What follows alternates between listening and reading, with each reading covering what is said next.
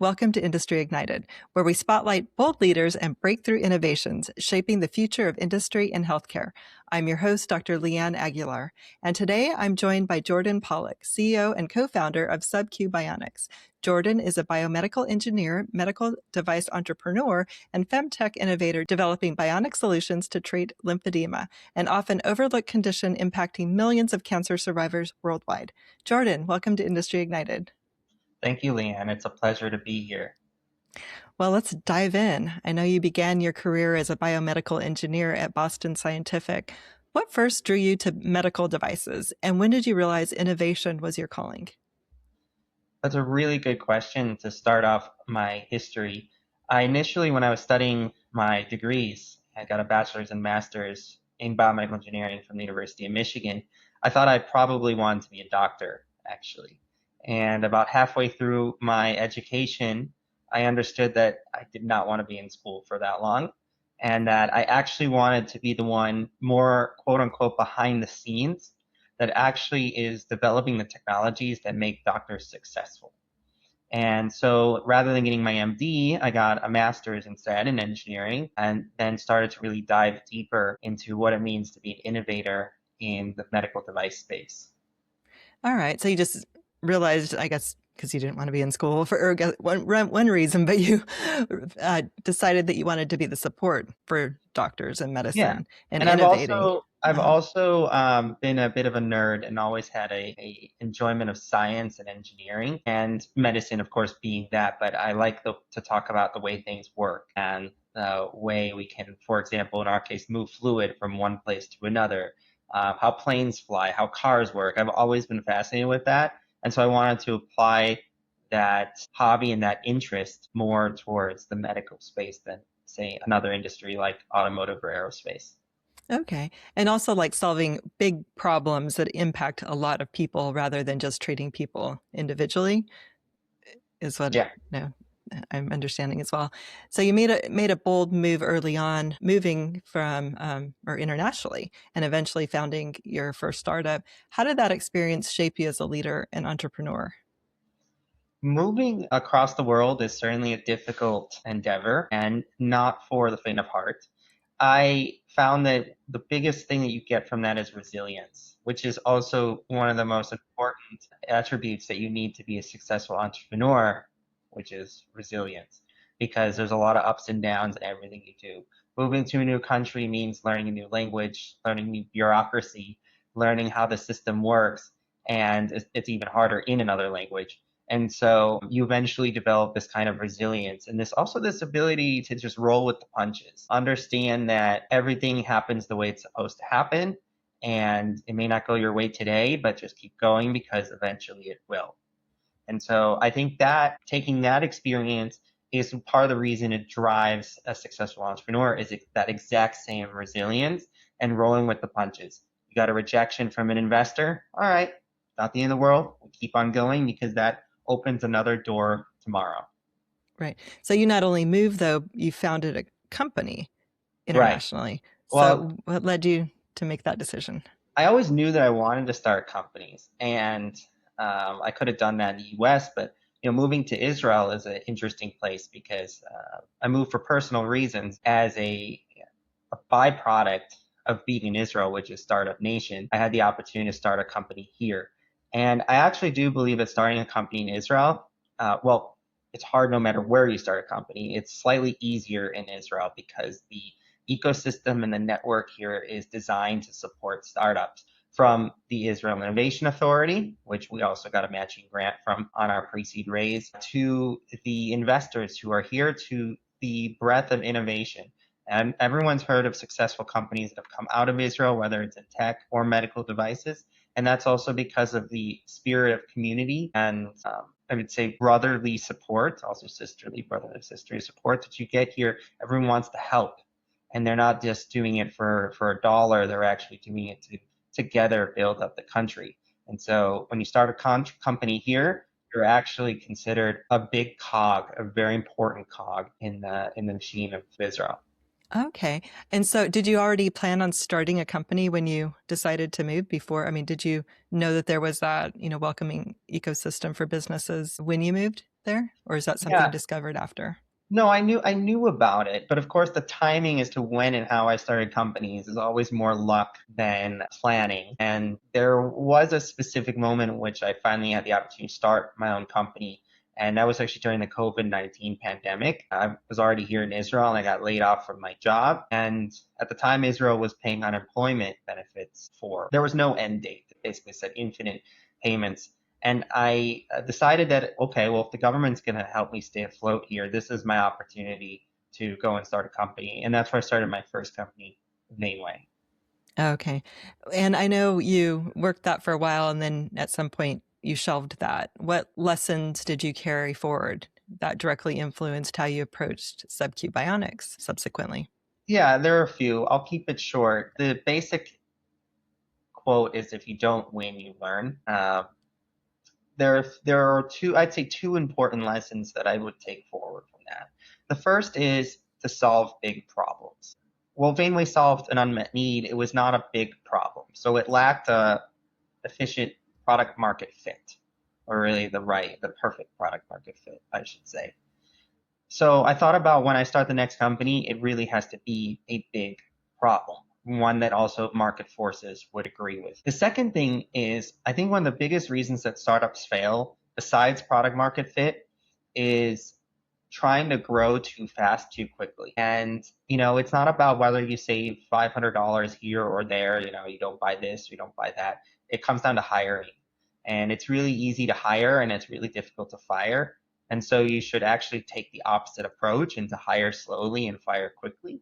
So one thing with SubQ is that we're not hiring anyone beyond the immediate core team we put together for some time now to just try to advance our goals, hit our milestones, and only then will I potentially consider hiring someone else. Mm, yeah, that's a good approach. And you are right. It is harder to fire than to hire. And they do say, I mean, I've heard that before, slow to hire, quick to fire, but it's not easy. It's a difficult thing to do. You're impacting somebody's life and it's not always easy.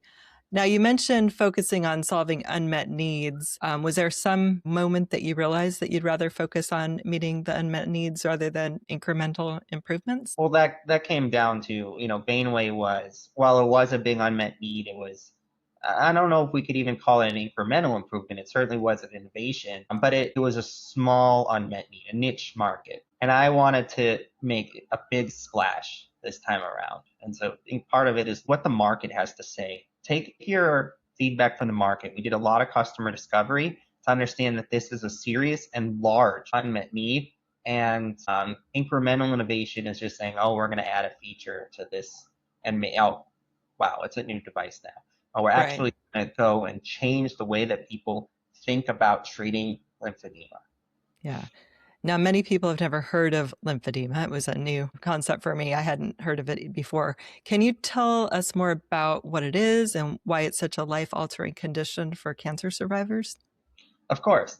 First of all, lymphedema is a chronic, progressive, incurable disease. It starts from what we know by destruction of the lymphatic system due to cancer treatments. You would be surprised that this isn't rare. Up to 65% of breast cancer survivors actually develop lymphedema. Now, how does that happen? First of all, the lymphatic system is very critical to draining cellular waste from the tissues and bringing it back to the central circulatory system. Everyone knows that the arteries take blood from the heart and nutrients to the tissues, and the veins take it back. But what they don't know is actually only 85% of the waste goes back to the veins. The remaining 15% is through the lymphatic system. These are very tiny vessels throughout your arms and legs and central part of your body. And they're pumped through by lymph nodes. And lymph nodes are these central little balls that hold lymphatic tissue, and they also move immune cells around the body to fight infections. And let's take breast cancer as a prime example. When you have a mastectomy, go through chemo and or radiation, those lymph nodes are often destroyed and removed. And so that actually interrupts the system. It becomes a blockage. You've removed this from the system, and now fluid can't go back to the central circulatory system, and it builds up in the tissues. It's not just the way it looks with massive arms or legs that have swollen to extreme proportions. But these patients also get recurrent infections resulting in visits to the ER, which is a massive burden on the healthcare system and on the insurance pay. Right, exactly. Now, I understand current treatments rely heavily on external management and patient compliance. What made you believe the solution really needed to be internal and bionic? Imagine that you had this problem and you went to your oncologist and all they said was, it's not my problem, be thankful you're alive. Here's a little dinky compression sleeve you have to wear now 24 hours a day, 7 days. You would probably look at him and her and say, really, this is the only thing that's available for this? And the answer would be yes. The current standard of care is wearing compression 24 hours a day, 7 days a week, and no one bothered to think outside the box. Not because this isn't a big enough problem, but because first of all, I think we can talk about women's health not being the center of focus for a long time. And since it majority affects women, they're often told, stop complaining, go home, deal with it. And so we thought there has to be a different way to do it.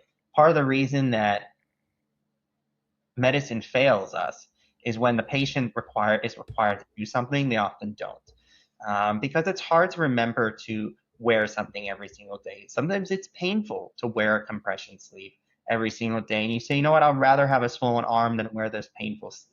I'd rather have a swollen arm and be able to wear a dress than have to always be covered up. So patients make a choice. We want to give them something that doesn't require them to make a choice. We said that there has to be a way in which we can treat the disease without the patient needing to think about it. And that's where we came up with our solution, which we call a bionic lymph. Okay. And so you're saying that 65% of cancer survivors, or it's breast cancer survivors, will develop this. And the majority are women, but some men are impacted as well. Of course, because other cancers cause lymphedema, gynecological cancers, cervical, uteral cancer, of course, women affected. Other general sarcomas and melanomas can also lead to lymphedema, but 80% of the patient population is female. Is female. Okay. Wow. Yeah, it's amazing that it isn't talked about more. And so it's basically like a something that results after the initial treatments of cancer. So it's not, it's a disease on its own that develops like a secondary disease after the initial treatments. Yeah, that's correct. Okay. Is that after, it can actually take up to 5 years after treatment in some cases for symptoms to present. 5 years, wow. And it's not curable. There's no cure for it? Curable. Wow. Okay. And it results in swelling, is what I'm understanding, swelling to arms, legs. So currently they're just having to wear compression sleeves in order to reduce the swelling? That's right. That's the only treatment. By putting compression on, they're actually trying to force fluid out of the arm and up to the shoulder and back into where there's a functioning lymphatic system. Okay. And your solution, though, it's an implantable system that works more like a bionic lymph node. How does this approach fundamentally change patients' lives then? We have developed this bionic lymph node as a set it and forget it kind of system. In one simple procedure, in less than an hour, it can be implanted. It's all subcutaneous, meaning under the skin. And so it gets implanted in the area where there's lymphedema, whether it's the arm or the leg. There's tubing that's tunneled underneath the skin as well, and then a pump that's under the rib cage that runs every day to pull the fluid out and drain it into the peritoneum, which is the stomach cavity. This is a known area for fluid exchange. They do peritoneal dialysis, hydrocephalus shunts from there, which are where they actually take fluid, excess fluid from the brain, and they also drain it to the peritoneum. So we're following this precedent in medicine by doing so. The ultimate advantage of our device is no wearables. We can set it and forget it. It runs, it pulls the fluid out, it drains it. It does this all on its own without the patient needing to have any intervention on it whatsoever. Okay. Now, are you having to implant multiple lymph nodes per patient? So one pump can be attached up to 3, I would say, sources or intake ports, as we call them, in order to make sure we're getting all the fluid out of the lymph. We leave it up to the physician's discretion based on the patient, how the patient presents. Okay. And so about after learning about lymphedema and going into this specialty and speaking directly with patients living with the disease, what has surprised you most, I guess, You know about their what? Yeah, experiences? what's really probably surprised me most is how desperate patients are. The fact is that they have been told to just go home and deal with this for so long that they are incredibly desperate for new solutions. And as soon as we have come forward and made it to the point, it's been amazing to me that they've come through. And the other thing that surprised me is how many different devices they have to deal with today for managing it. So I mentioned the compression sleeve, but they might have 20 or 30 of these at home because it's an article of clothing that you have to wear and get Right. dirty. You have to wash it. And then maybe they go see their physiotherapist once a week and they get in these larger, there's fancy compression devices out there where it actually actively does compression. It works for an hour. You have to sit there. You can't move for 40 minutes to an hour. It does work. You get out. An hour later, you have to get back. It's also surprised me how much patients are affected by their surrounding. You know, when you fly on a plane, your lymphedema will get worse because of the pressure change, even certain weathers. And I think that what stuck with me the most is just how much each one of these patients has to think about just to try to even manage their disease so that it is at a level that doesn't interfere with their life. But of course, it does because of all the things that they have to think about. Right. Yeah, it sounds like it's a huge disruptor. I mean, and time sucker as well. If you're having to sit there for 45 minutes for the swelling to go down, just for the Mhm. treatment with I the spoke current to a methods. patient today who said to me, I really should, but I don't have time to sit there for 40 minutes Uh-huh. and do nothing.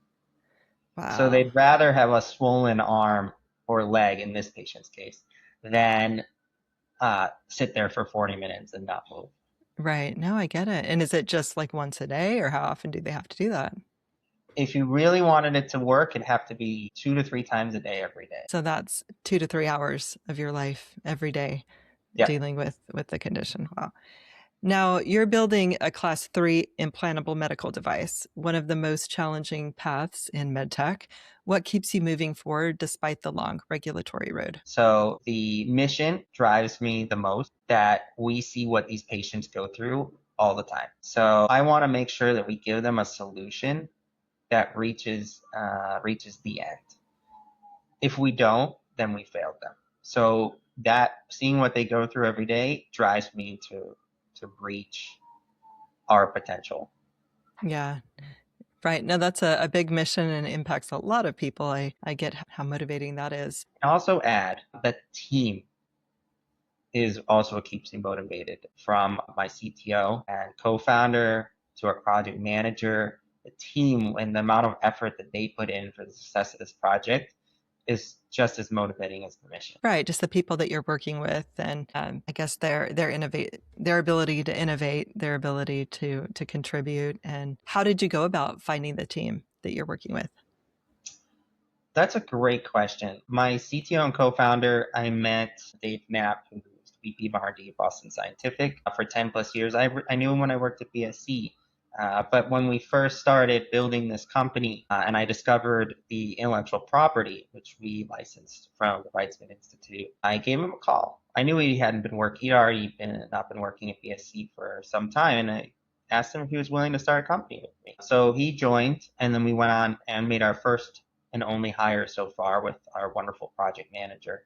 And between the three of us, we've really started to drive this project forward together. Yeah, right. I guess you have to really trust the people that you're working with, and both have the same passion for the innovation. Because I know it is a long road, and there are lots of twists and turns, and having that, I guess, just the perseverance to keep you going is important. Yeah. Mm-hmm. Now, fundraising in early stage medtech, I know, is becoming increasingly difficult. What advice would you give founders navigating today's capital environment? Get out there, and you have to put boots on the ground, and you have to engage with so many people. Most people can't help you, but you have to kiss a lot of frogs. This comes back to the very first or second question you asked me about perseverance and resilience. If you keep talking to people, you will eventually find the right person, investor. And so you have to start, and you have to start early. So don't wait until, oh, now we're going to open the round. So you have to really start from day one to engage them. You might say, oh, you're too early for me. That's fine. Send them updates, have regular check-ins with them, with each investor, and you have to make sure that you're marketing yourself. So being on podcasts like this is one of the best ways to engage investors on a regular basis. You are ultimately selling the business to them. Right. Yeah, absolutely. It's creating awareness, one, and creating or educating them as well. And then just staying top of mind, regularly getting out there. Yeah, like you said, providing updates, letting them know you're still in the game and what's happening. I highly recommend bringing on someone as exceptional as our VP of Marketing and Investor Relations, Rachel Offenberg, who's done a fantastic job at our social media presence, helping to get us on stage and helping us to engage investors in a way that it really does take a team to accomplish every single mission of the company. Right, right. And what is, as far as marketing, what's worked the best for you so far? Being on stage physically has probably been the most successful that I've found, and getting engagement face to face. Investors invest in people they can meet. Zoom is great, and Zoom has made the world smaller so that we can all engage. But ultimately, people want to shake your hand. It's going to conferences, it's speaking, it's getting speaking engagements, it's being present. And you also have to be, I wouldn't say pushy is not really the word I'm looking for, but you have to be engaging in the sense that don't be shy. You have to go up and talk to people. You have to introduce yourself and you have to sell. So doing it in person has ultimately been the most successful approach that I've had to date. Right. Yeah, and I think that's where, especially coming out of COVID, I know it's been a few years, but people got used to, being in their shell or in the comfort of their own home and doing everything remotely. But there isn't a substitute, I don't think, for being in person and forming those relationships. I mean, you get to know people at a different level, and I think trust, it can be formed a lot more quickly, by being in person, like you mentioned. I think there's just more opportunity too to go deeper, to ask those deeper questions and such when you're in person and meeting people at conferences or networking. And yeah, I think too, are you able to show and tell? Are you able to show them your device and how it Not works? yet. We're still trying to protect a bit of the details around the intellectual property. We're still waiting to file some patents. Plus, right now it's a bit big and bulky and would require a bunch of different carrying around. Literally, it looks like a kid's science experiment right now with a bunch of wires out of it. So, not yet, but it's not really necessary because, interestingly enough, it's not like, let's say, microgun drug-eluting stents or balloons where you just have a physical device, because a lot of it's driven by software as well as internal mechanics that you can't even see. I could show you a picture of, I can make a block of foam and say this is it, and it would have the same effect. Right. So, Oh, that's interesting. Okay, so just like through your pitch decks and that kind of thing, conceptually, you show them how it works and internally what it does. Got it. Yeah. So looking ahead, what does success look like for SubQ Bionics in the next 5 to 7 years? success for SubQ Bionics would be touching all the millions of patients who really need our help and seeing our device implanted and giving patients back their freedom and mobility such that they can have the life that they've always wanted. That really comes back to our mission statement that we believe that all women suffering from lymphedema deserve to thrive and not just survive. You want to go travel? You can travel. Don't think about bringing anything with you. And we would also love to have someone help us achieve our mission by partnering with a strategic or even reaching an M&A where someone buys us, because they have much more access to patients than we do, some of the large medical device companies. Right. Yeah. So ultimately, like staying true to your mission and impacting the most people possible. And so if you're able to partner with someone, or if someone buys you out that has the access and the resources to reach a lot more people, that makes sense. Now, you've spoken about emotional balance and equanimity as a founder. How do you stay grounded through the highs and lows of building a medical device company? So again, it all comes back to this resilience and perseverance, and it's use the right word, equanimity. Because how do we stay mentally grounded? It's important too that we don't just focus entirely on work. Actually, I have on my desk behind me, you can't see it because of the background, I have a thing on debt, okay? And it's not financial debt. It's all kind, there's other types of debt. If you don't take care of your health, if you don't take care of your relationships, if you don't take care of different things specifically involving the company, because there's some reason, oh, I can't do that right now, I can't do that. Working too hard, you sacrifice your relationships. You can sacrifice your health. I think those are two of the biggest things.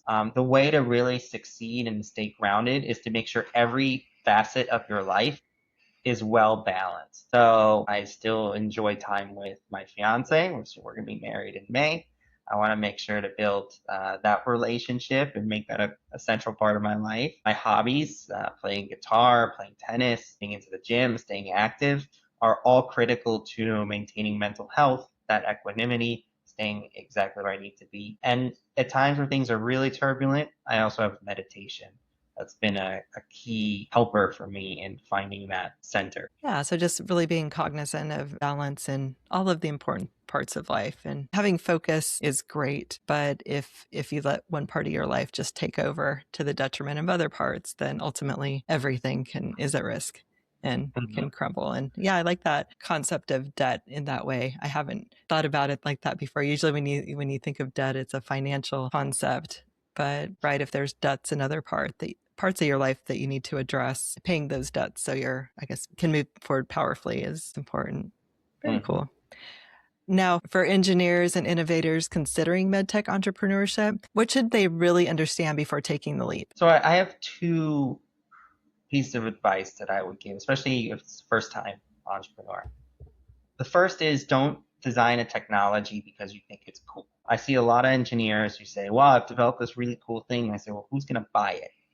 And you start trying to backpedal and find a fit for the technology. Sometimes that works, but rarely does it work. You have to start the opposite direction. Find the pain points and then develop a solution for it. Start with customer discovery. Start by engaging potential customers to really figure out where the problem is. And don't lead the witness. Don't say, well, I have this great thing. No, just ask questions. What's it like when you do this? How do you feel when this happens?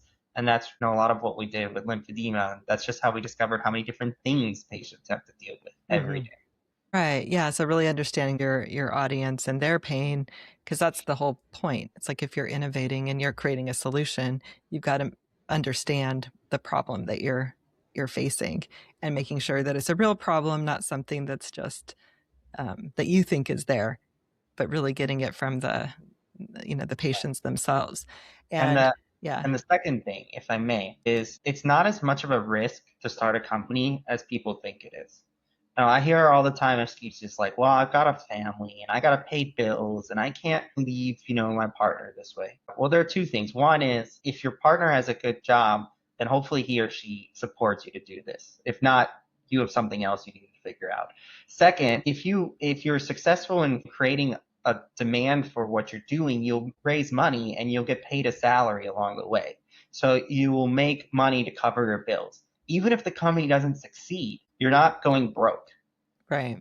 So I think that's a common misconception that people have. Well, what if the company doesn't succeed? You're not going to lose money. You're going to make a salary throughout the time. You're not going to have a big $1 billion exit and be a millionaire, but you're not going to go broke. And I want to encourage people to change the way they look at the risks. The risks to yourself are actually not so great.